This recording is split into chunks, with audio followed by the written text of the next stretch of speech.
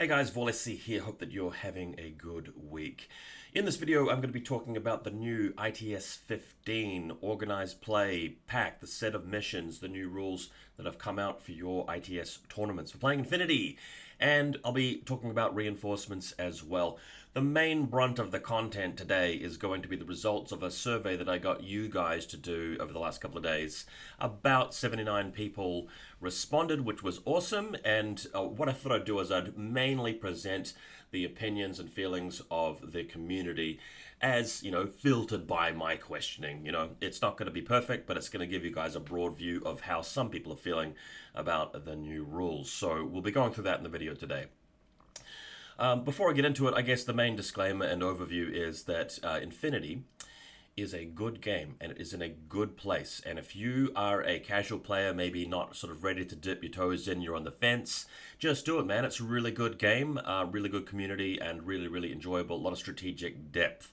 I will, of course, be saying a few things about the game in this video that are a little bit critical, as I often do. But remember, it's possible to criticize a part of something without criticizing the entirety of that thing. If you have a beautiful new vehicle that you just bought, brand new, and there's now a problem with the radio, so you're criticizing the radio, but the rest of the vehicle's great, doesn't mean that you're going to give away the vehicle or sell it. It's just a problem with the overall thing that you'd like to be fixed. That's how I feel about Infinity a lot of the times. There's a few problems with the game. The people responsible for fixing those problems are either very slow to fix them or unwilling to fix them. And that's something that I have something to say about. But overall, the game is very playable and enjoyable, and you should really get stuck into it. So, let's have a look at this survey. Alrighty. So what I did is I asked a bunch of questions on Google Forms, and part of them were about reinforcements. So as you guys know, the new annex came out recently explaining how you can play games where some of your troops are held off the table and they show up later. And then part of the questions I'll be asking really are about this new ITS season here where the tournament rules have changed. So let's have a look at them. First question. Under the current Infinity rules, new classifieds not out yet, current reinforcements annex, which format are you currently more interested in using for your competitive games? And then I got people to say whether they prefer the old classic 300 points without using enforcements, or if they prefer the new version where typically you use 250 for your main list, 100 points for reinforcements. And I gave people the option of saying no preference. But bear in mind, the wording of this question is really about right now, because we haven't seen the new classified deck and the new sort of system of objectives at this point in time. And some people even think that CB might find it in their hearts to update the reinforcements annex now that it's been playtested a little bit. But the result of the survey here, and I gotta say that this is shocking to me, is that we have just 15% of people preferring the reinforcements format, whereas an overwhelming 55% would just rather just go back to the old 300 points lists and run into the same issues that we have from events like Interplanetario, where it's like Steel Phalanx crushing and guided missiles winning the events, stuff like that. And of course 30% of you guys didn't really know, but it's the red section versus the blue section of the little pie graph that we really care about there. Woof, wasn't expecting that. Reinforcements is the shiny new thing from Corvus Belli. They have brought out some miniatures which can only be used for reinforcements. So if you buy some new extra miniatures for Combined Army, you can't use them unless they're being used as reinforcements, unless you're willing to use them just as proxies for other stuff. So that, it feels like a bit of a blow. I feel like there's going to be some people who, expect to be able to go to a lot of, reinforcements games. And when you've got more than half of the community currently saying, no, I just prefer to use the classic format without having reinforcements, that strikes me as a little bit of a problem. Wasn't expecting that sort of breakdown. I have a bit of a theory, though. To be fair and balanced here, I feel like there are a lot of people in that section who are saying, prefer 300 points.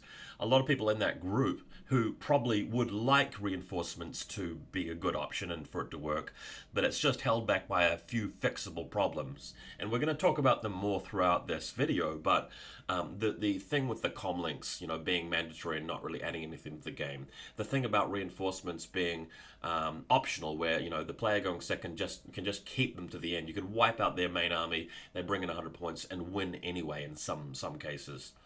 The fact that some of the reinforcement options just seem to be a little bit too, obviously better than other reinforcement options, so you sort of see the same homogenous kinds of lists, that could be an issue as well. Also the fact that reinforcements don't generate AROs when they come down. So, yeah, I feel like there probably are a bunch of people who would like to play reinforcements if some of those things were fixed, and my survey didn't really get very granular about that. Feel free to leave me a comment in the video comment section if you want to tell me what would it take for you to play reinforcements. If you were one of those people who voted, nah, stick with 300 points, what would it take you for you to be more keen on being part of that? Very interesting stuff to start us off. All right, the next question. In your opinion, which overall strategy is likely to be more powerful for reinforcements in the long run if we consider a variety of matchups and missions? And then I asked you guys whether you think the Alpha Strike and going first is the way to play when it comes to most reinforcement games, or whether you're better off just banging on going second so you can bring your reinforcements down last. And this one isn't too surprising. The overwhelming majority of people feel that going second is better, and having the reinforcements come down right at the end of the game and winning a lot of the missions that way. This is kind of unsurprising. We were expecting, or I shouldn't use that word, I certainly wasn't expecting Corvus Belli to come out and drastically change their missions. We're still seeing a lot of the same missions there. You've got your front lines and your capture and protects and missions like that, where honestly, all you really need to do is stall out for 3 turns, and then your reinforcements come in. And because you can see the state of the battlefield, where the enemy troops are, where the objectives are, where your troops need to be, you can drop in your 100 points worth of stuff, no arrows taken for those guys, and then you can move in and win, and it's just so effective. I think a few people feel like the Alpha Strike is a thing, partly because they've been hearing sort of comments from the absolute top 1% tier players who are very, very aggressive and succeeding and wiping people out and having more of a success with that. But I think most people's experience is that going last with reinforcements really is it. Yeah, I mean, you're playing at 250 points, so I can see it. Like, there's fewer models on the board to defend your Alpha Strike. You can still put together a real whopping, attack group with your 10 orders plus tack aware plus NCO, all of that stuff. So theoretically, you can really do a lot of damage in the first turn. But the player going second, there are some situations where they could lose everything and just trade with you, and that last group of 100 points is so powerful because of possession. Coming in second is massive. So that doesn't really bode well for ITS, because if everybody is just building for going second and hoping they win the lieutenant role, it just makes Infinity a little bit less interesting. And it makes a lot of the game sort of skewed to, the fun and the interest and the drama being for one part of the game rather than all the way through. I really like the idea of playing games of Infinity where every game round matters and it's just as exciting. It's not just a matter of stalling out and then, let's see if I have enough resources left to win in turn 3. So that could be a little bit of a problem. The missions, again, they seem to be for just general Infinity play. It's not like there's a few missions which are really specifically for reinforcements. That some people thought that would happen, and it didn't. Okay, do you think reinforcements format should be compatible with non-reinforcements? And then the options here were to say, some people might say that it should remain as is, as an optional extra, where you have a tournament where everybody just plays reinforcements, and then another tournament where nobody plays reinforcements. You can't have one guy with the reinforcements and another person without them. And about a quarter of you like that idea. And then another 20% think that there should be a way of just having people play each other with 300 points versus 250 plus 100. And then the majority of you guys think that it should be a thing, but there needs to be changes put in place to allow that. I feel like I made that question a little bit too leading, to be honest. I didn't really word the question very well, or at least not the multi-choice answer. I'm essentially giving you guys an out. I'm saying, would you like the game to be completely fixed and solved by Corvus Belli? Wouldn't that be good? And of course, everybody is giving the upvote to that option. Not surprising. So that's my bad. That's totally my fault with wording that survey. But at least it does tell us that people are generally optimistic and hopeful, and you like the idea that the game could be better. I mean, that's a bit of a no-brainer. But right now, I mean, I feel like we do have a little bit of a problem where I think it was Rob who pointed out that if somebody comes to the local gaming store with the reinforcements list all set up ready to go, and there's only one person available for them to play, and that person doesn't want to play reinforcements, then legally, based on ITS, they cannot actually play against each other. It actually is divisive. They can't play the game. And this is maybe a good time for me to say that it's quite funny and ironic to me that when I come up with like a custom version of Infinity, a homebrew version of Infinity to play, one criticism of it is that it's divisive. Do you play VaulSC's version or do you play the normal version? Same problem that Gyro ran into when he tried to do his New Game Plus. People are like, I'd rather play the other version, and like now we got two communities. You got guys like Cabaret from Whip 12 suggesting that we have alternating activations with each order, and people trying it out. But ultimately, all of those game modes run into that problem where it's like, well, how are you going to get the community to come over to that version? And if you do, aren't there just going to be two split communities when we could have one main community? And the irony is that Corvus Belli themselves seem to be falling into that trap where you've got a group of your community who want to play one version of your game and then another who don't, and there's no way for those two groups of people to play each other unless you updated the game to have some sort of compatibility there. If I was writing a version of this, one thing that I would do is that I would make it so that you can have up to 5 reinforcement models, and the reinforcements come down automatically in turn 2, and you can both play 300 points, and one person can have just pure 300 points of normal deployment, another person could have up to 200 plus up to 100 of deploying on turn 2, and just make those two players play against each other.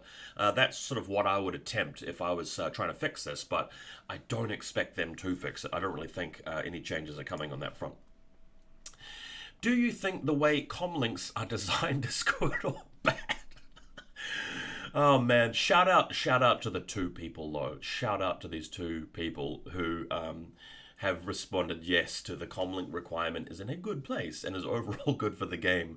Maybe the guy who moderates the Corvus Belli forums came onto the survey and clicked that button.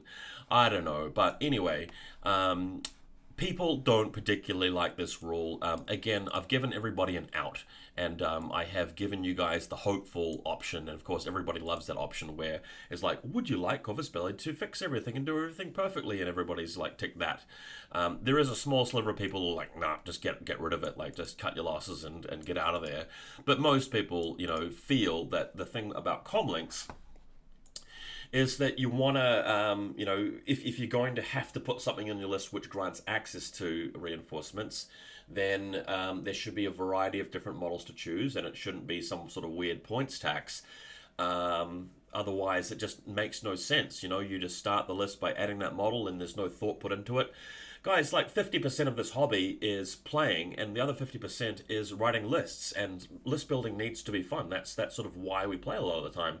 We sit there at home in our rooms on our phones just making lists, and that's meant to be fun, and comlinks aren't a really fun part of that, and it's just crazy to me that Corvus Belli, just dropped the ball so hard on this. I personally think that they should either be removed or they should add something really meaningful in terms of what you get for it. Like, you should be able to have reinforcements even if you don't use the comlink, but adding the comlink, maybe that's what optionally generates more unit cap slots or makes reinforcements more powerful or something like that. Remains to be seen, but the way that they've been going, they probably won't make many changes to that anytime soon. We'll see. Last question on the reinforcements front. Do you see people using a variety of different reinforcements loadouts or only a few? More than half of you guys said, I see strong trends of players sticking to the same strategies for particular factions, same or similar reinforcement profile loadouts. 20% no patterns, and then 24% a healthy variety of options being used. I asked this question because I was curious about whether people would solve reinforcements and find, the right combination of 100 points to slot into their lists and not move on from that.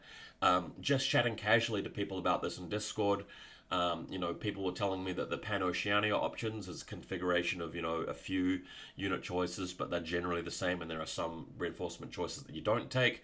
With NA2, I think it's something like Sforza and Miranda Ashcroft and the Diggers and a Brawler, and everybody just uses that configuration. With Aleph, it's something like, well, you use the karate bots, as they're called, the martial arts robots with Dogged, which are insane, by the way, and, why would you use anything else?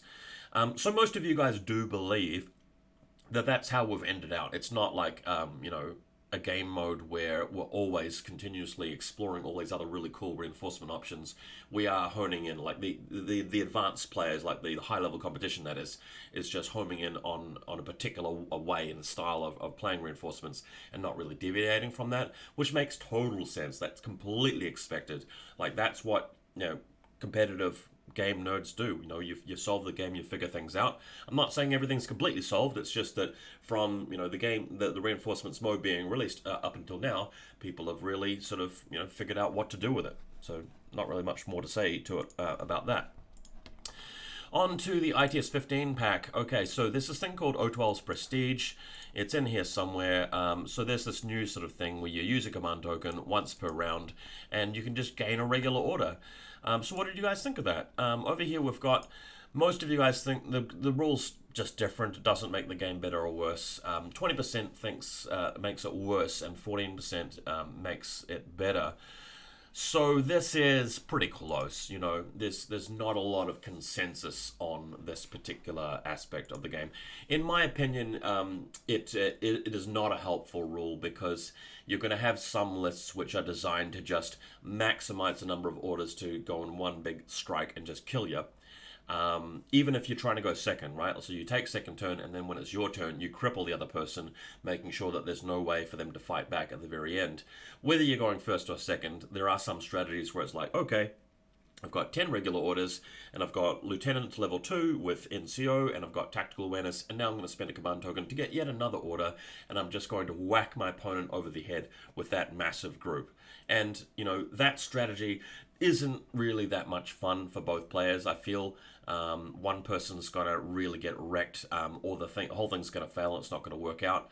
I'd prefer to see Infinity games where, different units are being used throughout the different turns, and, you've got to split your focus on different parts of the battlefield, rather than just sending one trooper or one tag or one link team right over there and just wrecking the other person. So to me, it's disappointing that that's possible. Some people have also said that it's not very nice for sectorials that rely on irregular troopers. So, for example, if you're playing if you're playing Hakislam, all of your command tokens are going to be used throughout the game to convert irregular orders to regular. So you need every last one of your command tokens very badly. But if you're playing a faction that doesn't really use command tokens very much, you've suddenly got a leg up where you just get a free regular order without, and previously you wouldn't have had that regular order. So if I'm playing something like vanilla Aleph or something that's just really running, totally regular orders throughout the whole thing, that's a buff. So it just doesn't really seem like they needed a buff. Okay, border skirmishes lets AD troopers deploy in exclusion zones. What do you think of that? Half of you guys thought it was good. Airborne deployment troops needed it. Hasn't turned out to be too powerful. Only a sliver of you guys think it's bad. Everybody else is pretty neutral. And honestly, I agree with that. I think that, a broken clock is right twice a day. Corvus Belli throws mud against the wall and hope that it sticks, and sometimes it does. They've actually made a genuine improvement here to Infinity, and airborne deployment troops needed some love. The problem with AD is that because you're restricted to a certain number of unit slots, your opponent knows that you've got something that isn't on the table yet, that isn't part of the reinforcements, and they can usually calculate whether it's a hidden deployment model or an airborne deployment model, and it's partly just due to experience and understanding the opponent's army list. There are some factions that don't really have a hidden deployment option, or at least not one that's good, but they do have a pretty common airborne deployment slot, and this, it makes it kind of hard when you're using airborne deployment when your opponent really knows where it's coming from and where it can possibly land. And this just gives it more opportunity, gives more places to put it where it can be impactful, and I think that's a great thing. They've actually done really well there. Takamotos are out. So this is a rule that previously allowed Sensorbots to have marksmanship and tactical awareness. What did you think of it? Most people don't have a preference, but the small majority, thought that it made the game better and they should have kept it, and a quarter of you guys didn't like it. I even heard one comment that, because Pan-Oceania really benefited from it, and they certainly don't need a nerf. That this kind of nerfs them. I did use Takamotos a fair bit myself. I thought they were really strong, but I just, part of me felt like it made them arbitrarily sort of good, and they didn't particularly need it because they were seeing some play anyway. And if you're going to dish out such a strong buff to a generalized unit type, why not give it to a type of unit that doesn't really see much play? Like, I felt like the baggage bot, like the big S4 baggage bot with a combi rifle and total reaction, I meant to say, that particular bot is like ubiquitous amongst all the factions, or most of them at least. Why not give that thing some sort of buff, like, marksmanship, tactical awareness, and then sometimes it will see play, whereas the sensor bots, are seeing a lot of play anyway. So it just seemed a little bit weird to me. I mean, Corvus Belli make changes that are quite ham-fisted, and they don't really seem very play-tested or thought through. But, Takamotos were cool, that they weren't too powerful, and, they made some generic factions like Vanilla Pano a bit better, which was good. So I think that's partly why you guys like them. Moving on to Kaz creatures. So these are some little weirdos that appear on the battlefield that have a zone of control where they hit you. I'm wondering if I can find an example for those of you guys aren't too clear on them. Kaz creatures, here we go. A Kaz creature 4 inches outside of the enemy deployment zone. The deployable weapons, they react with CC. They basically have guard as an ARO,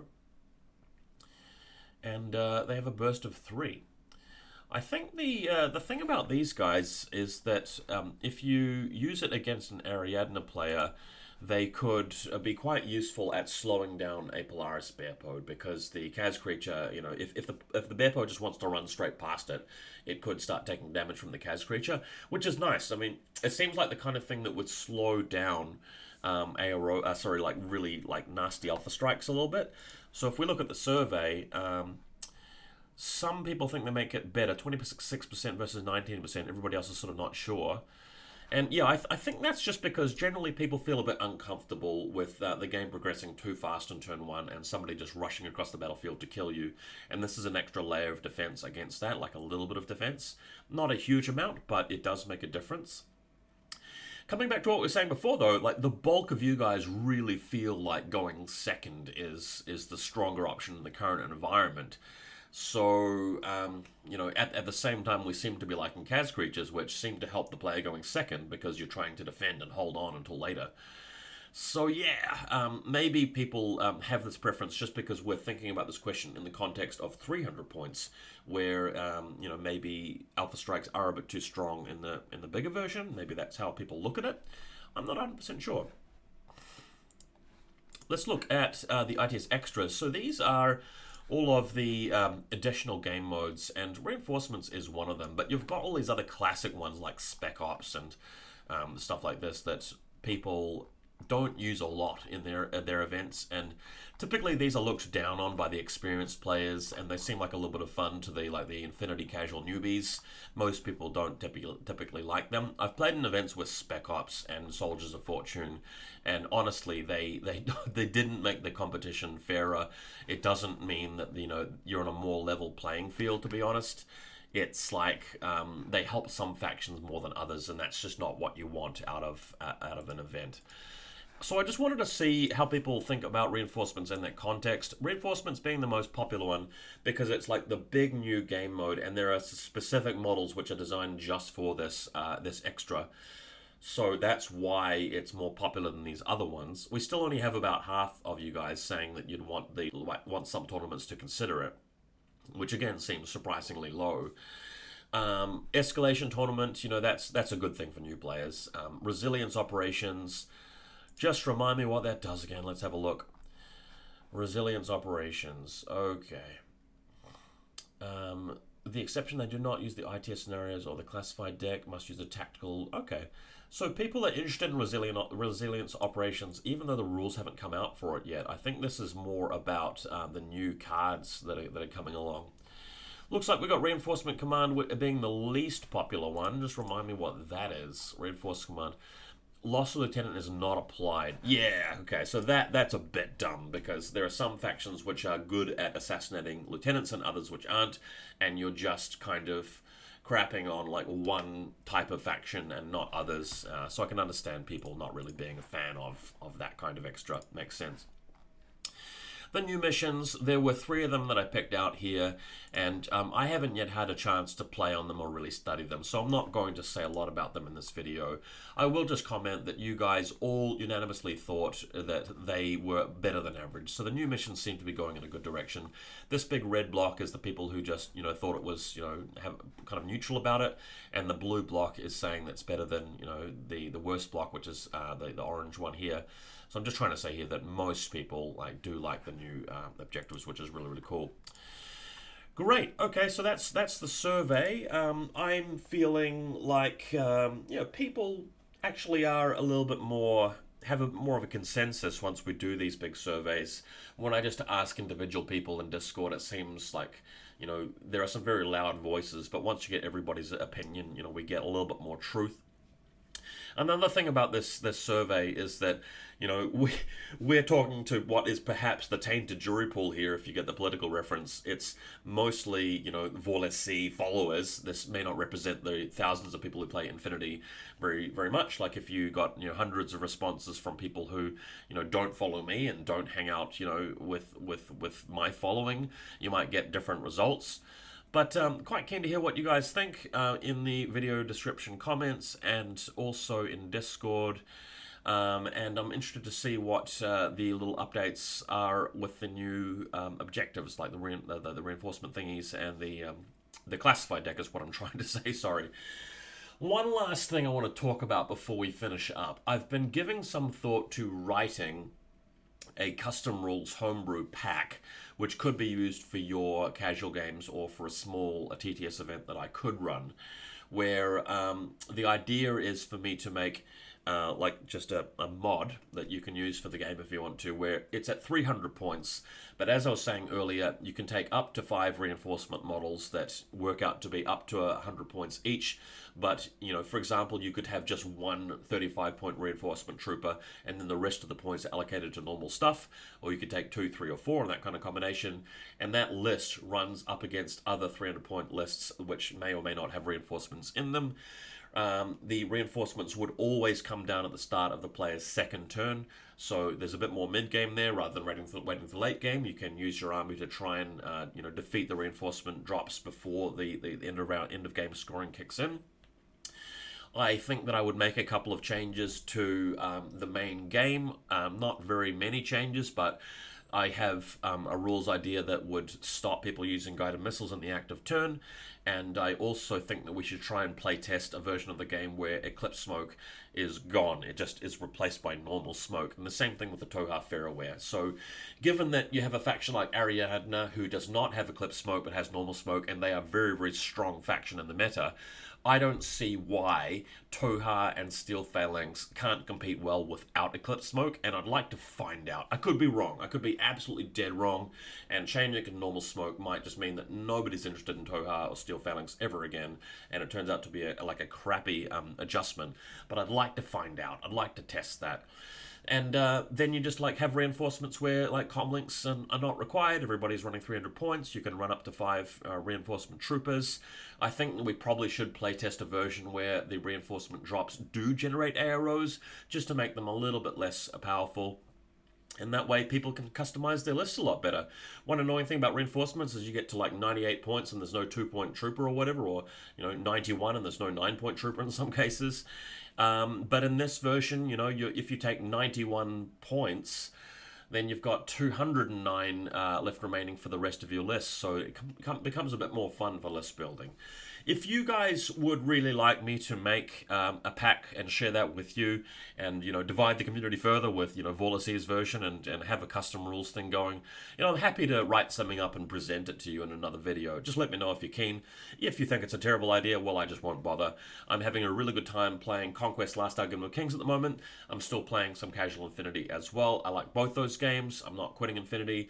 And hopefully I will make some more content for you guys every so often as well. Maybe just not as much as you're used to in the past, but I'm still keen to talk about the game because it's an interesting game.